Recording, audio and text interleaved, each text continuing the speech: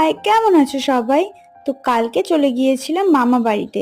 ছোটবেলা থেকে মামা বাড়ি যেতে ভীষণ ভালোবাসি। বড় হওয়ার পর থেকে সেভাবে সময় না পাওয়ায় আর যাওয়া হয় না।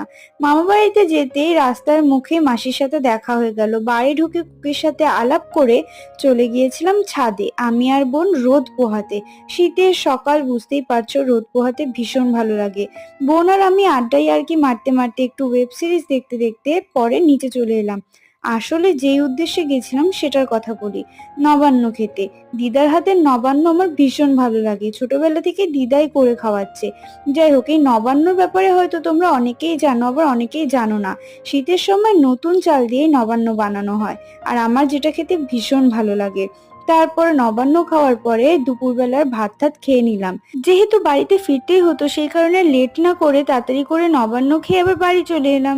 চলো আজকের মতো বাই, দেখা হচ্ছে নেক্সট ভিডিওতে, টাটা।